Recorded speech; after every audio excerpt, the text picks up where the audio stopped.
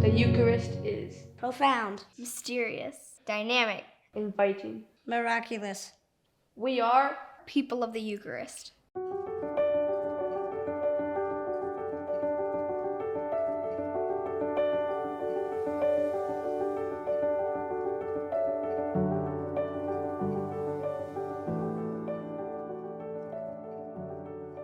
Can one prayer change your life? Absolutely. And it doesn't even have to be your prayer. One prayer after communion changed my life.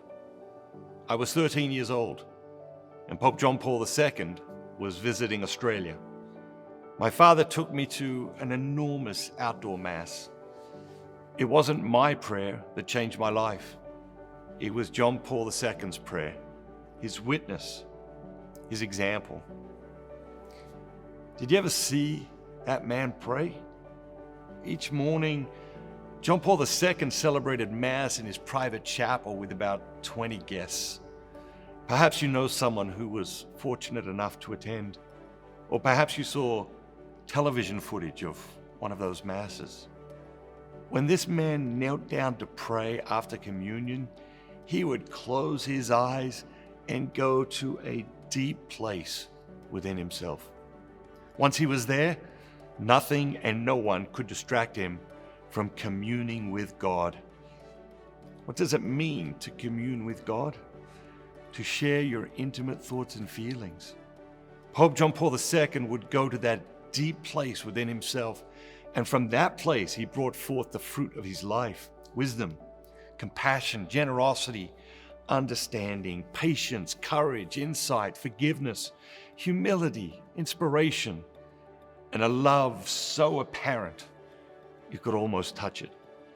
In those moments after communion, he allowed nothing to distract him from his prayer. He let nothing draw his attention away from his divine visitor in those precious moments after receiving the Blessed Sacrament.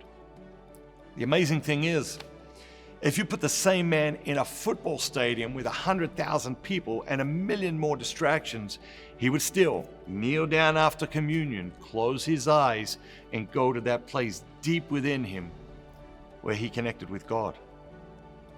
And he lived his life from that place. Find that place within you. Find that place deep, deep within yourself, the place where you can connect with God and your truest self. If you do nothing else with your life, find that place.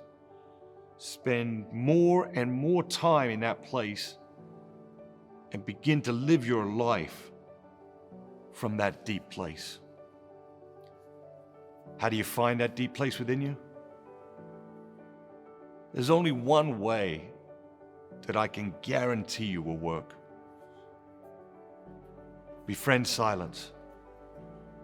I'm not suggesting that you spend 4 or 5, 6 hours a day in silence, but drop by a church during the day when it's empty and quiet.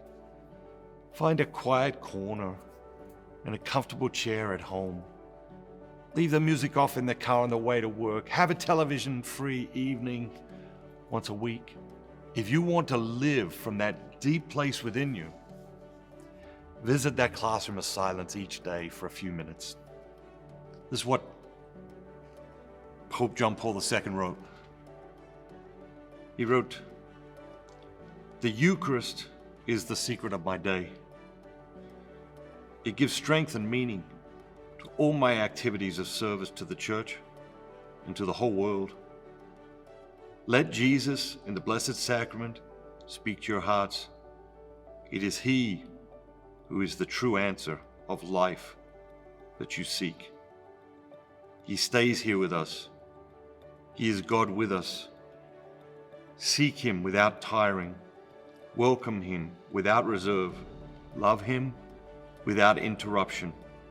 Today, tomorrow, forever." The Eucharist was the secret of John Paul II's day. What is the secret of your day? What is the secret of your day?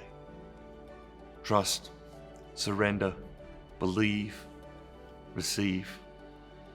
Join us in this great mission. Become a member of the International Society of the Eucharist today. We'll send you a free copy of 33 Days to Eucharistic Glory, a copy of the children's version, a copy of the limited edition journal, which includes an amazing Holy Week retreat. Click on the button below and become a member today. Remember, have a great day. Have an amazing day. And remember, be bold. Be Catholic. We are people of the Eucharist. Jesus I believe that you are truly present in the most holy sacrament. of the Eucharist. every day. I long for more of you, I love you above all things. and I desire to receive you into my soul.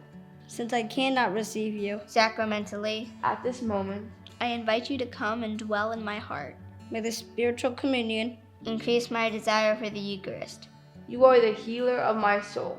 Take the blindness from my eyes, the deafness from my ears, the darkness from my mind. And the hardness from my heart. Fill me with the grace, wisdom, and courage to do your will, in all things. My Lord and my God. Draw me close to you. nearer than ever before. Amen. Consecrate America to the Eucharist. Bye-bye. Have a great day. Have a great day. Have a great day. Come on. Have a great day.